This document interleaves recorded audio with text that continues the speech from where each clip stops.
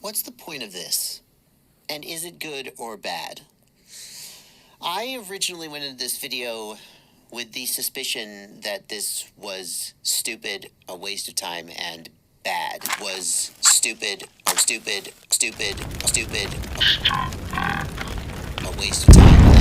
bad. A waste of time, and bad.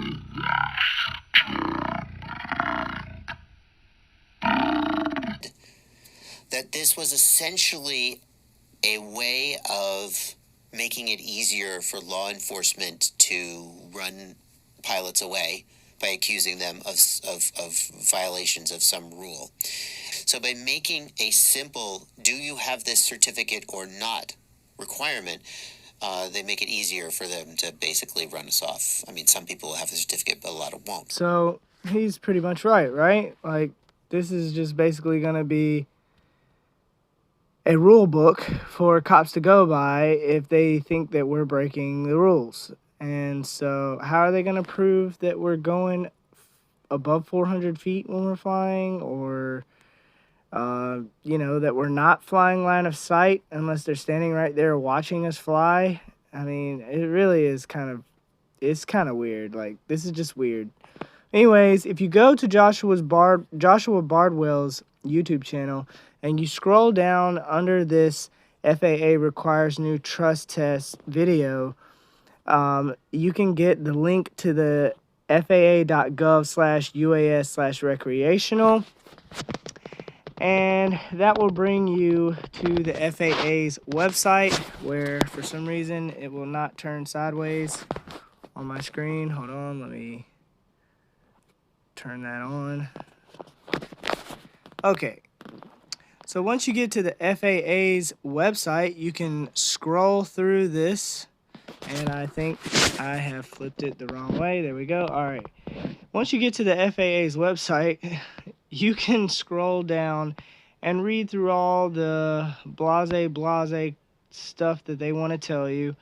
And basically they're just informing you of what a recreational flyer is. And then here you will see that as of June 2021, they have approved these many different organizations to be FAA trust approved test administrators.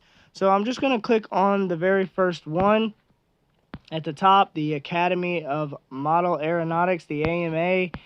And yeah, we're just going to go to their link and we're going to take this test and knock it right out just to show you how quick and easy it is. Hopefully I can do this in under 20 minutes. It's already 3 minutes in because I've been talking too much. So let's get right to it. You have over here off to the left this weird goofy dude that has glasses. He is the executive director of the AMA. He has a little 1.5 minute video. If you want to watch that, you can. I'm going to go ahead and skip it. I've already seen it, but it's basically just him welcoming you and encouraging you to take this test and letting you know why you should take this test, because now it is pretty much a law. All right, so they're going to give you a welcome page where they're going to pretty much say everything he said in that video.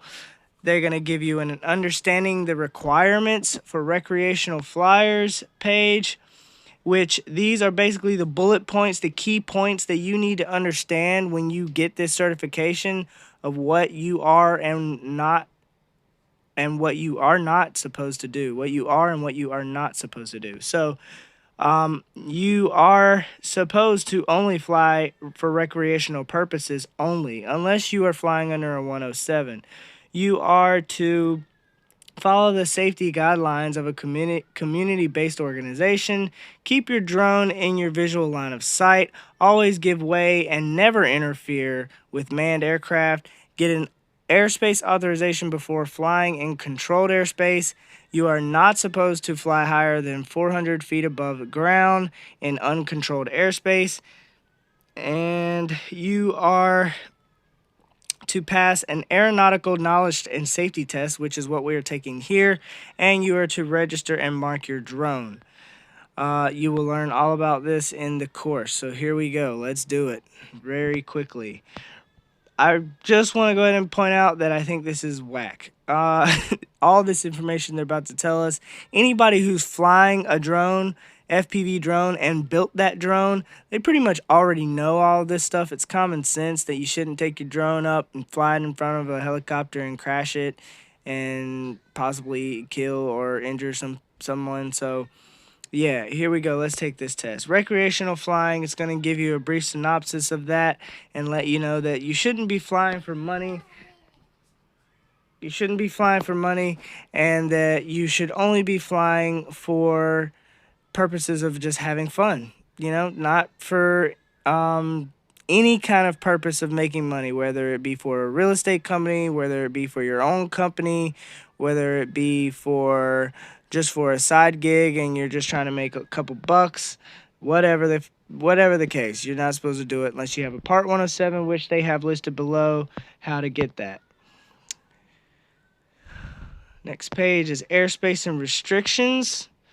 Anybody who has a Part 107 already probably understands all of this. It's just basically listing all the different classes of airspace and their heights above ground level.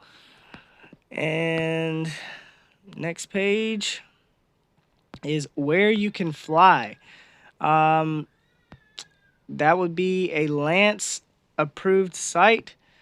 So if you want to read more about that, I'm pretty much sure that everybody flying FPV is flying wherever they want to. You already know.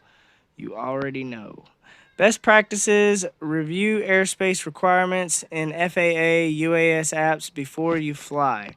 The FAA, working with industry, has developed applications that provide increased situational awareness to recreational flyers. Okay, so basically you use this app and you can let them know when you're about to take off with your FPV drone, but they don't show an FPV drone, they're showing a DJI drone. So yeah, this is just so crazy. Requesting authorization for controlled airspace. This is going to be dealing with the Lance app to let them know you're about to fly. And yeah, I've never put it on my phone, but if you're going to fly for Part 107, that is something you would need. UAS facility maps. According to them, though, if you're going to fly just for fun, you also need that app. Yeah, so there's that. How many of you guys out there actually have that app and are actually using that app before you put your drone in the air when you're flying in a bando? Yeah, I'll wait. There's probably only a handful of you. UAS facility maps. You're going to use this map to figure out what is controlled airspace and where isn't controlled airspace, and the maximum altitudes in that controlled airspace.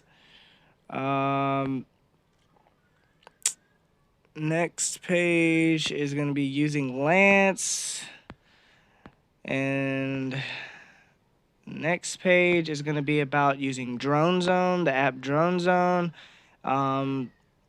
So basically Drone Zone is if you need to request an authorization. And next page is going to be the knowledge test. Okay, here we go. So finally, let's take this freaking test. This really ridiculous freaking test. Let's do it.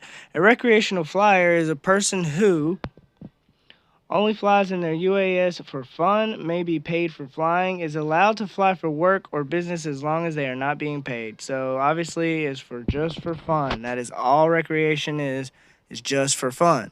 So if it's just for fun and we're just playing with toys, then why are we having to take this test? Because there's some idiot out there that caused something really bad to happen with a drone, and now we're being all punished for it. A recreational flyer does not need an airspace authorization. In which type of airspace? Uncontrolled. If you're flying in uncontrolled airspace, you don't need authorization. You only need authorization in controlled airspace. Next. What can be expected during a presidential visit or major sporting event? That would be that a temporary flight restriction, or TFR, will be issued. Yeah. The law enforcement is not going to send you an email. They have no clue about that. How can a recreational flyer find information about the airspace in their area? You don't contact law enforcement. You don't call the FAA ever. You use the app before you fly. Okay. Next.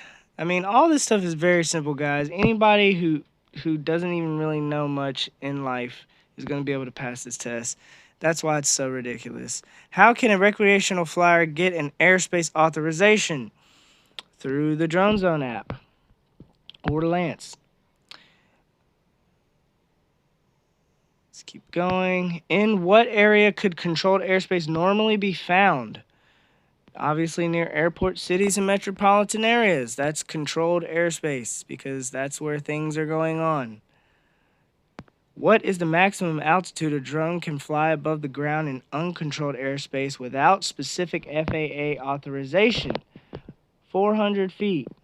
No, it's to the moon. No, I'm just kidding. Don't go above 400 feet, guys. Preparing to fly your drone. This is the next section of the test. Obviously, we all know how to prepare our drone in the proper manner so that it doesn't crash as soon as we take it off into the air above 400 feet. I'm just kidding. Don't fly above 400 feet. Checking yourself. Make sure you're not intoxicated. To make sure you're not on any drugs and that you're not sleepy and that, you know, you don't have a hangover from the day before. Oh man, I would assume about probably 55 to 95% of the community in some way, other shape or form has broken that rule already. Checking the weather and your surroundings. I mean, I myself have flown in the rain, like it just for shits and giggles. Like, oh, this is crazy. All right, don't fly in high winds, guys. You might crash into someone and chop off their head. Checking your drone. Always check your drone. Everybody knows that. You check your props. You check your antennas. Make sure they're not in the way of your props. Check how tight your camera screws are. All that kind of good stuff. Check everything. Make sure your GPS is working. Check it all. What should a recreational flyer do to reduce the chance of an accident with another aircraft? Avoid distractions and be aware of their surroundings. Duh. Not use FPV capabilities where you can see in 1080p. Don't do that. Don't or 720p. Don't use your FPV view. Don't do that. No. That would be bad. That would be a no-no. Checking your drone before and after each flight is a good idea because it is a time when damage can be identified. Sure, why not? All right, we gotta knock this out before 20 minutes. Let's get on a roll. Who is responsible for making sure a drone does not fly too high? Would it be the fixed operations boss, the site operations boss, the community organization? No, it would be you, the person flying the drone. Who is responsible for the drone in flight? It would be the person flying the drone, the recreational flyer. Not air traffic control, guys. They're not responsible for your drone. Like, this is simple stuff. A recreational flyer should be aware that some medications can affect their ability to fly safely. Yeah. Some of us believe that a medication can help us fly better, but yeah, we're not going to go there. A recreational flyer must be aware that windy conditions can make your drone faster if you're flying in the wind with the wind. No. Can make a drone easier to fly. Will not have an effect on flying the drone. Can make drone more difficult to control. Yes, that's the answer to this question. Community-based organization safety guidelines. So this is questions, or this is information about the organization in your area and their rules and regulations. Maintaining visual line of sight is basically what you're supposed to do. You're supposed to always know where your drone is and be able to see it. A recreational flyer must follow the safety guidelines developed by a community-based organization, the CBO. Not the local authorities, not the FAA. A recreational flyer must always keep a drone within their visual line of sight. True. Come on, guys. We got five minutes. When in flight, a drone must give way to a manned aircraft at all times. Don't play chicken with a manned aircraft. Don't fly straight into a helicopter. Don't fly from into the side of a helicopter or plane. Don't fly from behind one. Don't do it. Don't do it. Don't do it. Using a visual observer allows a recreational flyer to fly a drone beyond their visual line of sight. This is false. They're trying to trick you. Don't do it. Don't do it. It's false. When using first-person view, FPV, the visual observer must be located next to the recreational flyer, yes, and keep the drone in sight at all times. So both, all of the above. Let's keep going. Hurry up. Time is ticking. Getting to know your UAS. Okay, everybody knows how to get to know their drone. Sleep with it in your bed. Give it nice cuddles. Connection between the drone and the station. That is called the control link. Make sure you know how to use it and set it up properly. Don't lose control of it. And if you do, make sure you got GPS so it comes back to home. Automated features is what that would be called. Set those all up properly. Make sure they don't fail. Test them out. Do, maiden flights, practice flights, all that kind of stuff.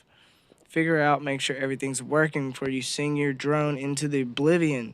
Registration, you're going to register your drone, write it on some tape with a magic marker, and make sure it's not legible so that in case you crash into a plane, which is not funny, and you cause some damage, the FAA can find your drone and track you back to track that drone back to you and put you in jail forever. Documentation. If asked by law enforcement, you're supposed to have this form certificate on you at all times when you're flying recreationally. A recreational flyer should know how their drone will respond before using any automated functions. Sure, duh, okay. Come on, let's go. We don't have much time. Trying to knock this out. Before flying your drone for the first time, it is a good idea to read the manufacturer safety information. Not notify the people you'll fly over. Do not fly over people. Don't do it! If asked, what must a recreational flyer provide to law enforcement or the FAA? That would be all of the above. Registration and proof of test passage. Yes, sir. Let's go. Let's go. The FAA registration number is required to be displayed on the outside of the surface of the drone. And all drones weighing more than 250 grams must be registered with the FAA. That is true. We're almost there, guys. Almost there. Congratulations! You have completed the recreational UAS safety test. Check in with the FAA on our website and social media channels to stay current on the latest UAS information. Yeah, guys, go! Everybody, go and follow the FAA and tag them in all your videos. I'm just kidding. Block them. Block them as soon as you can. All right, and then you get to the congratulations page. You're gonna put your name in here. Fuck you. And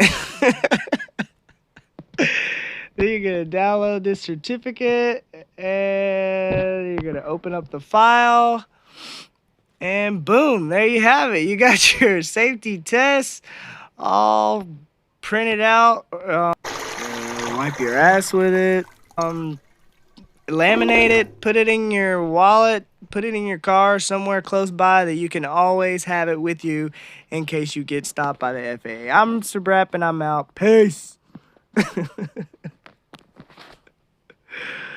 Oh, man. Ridiculous.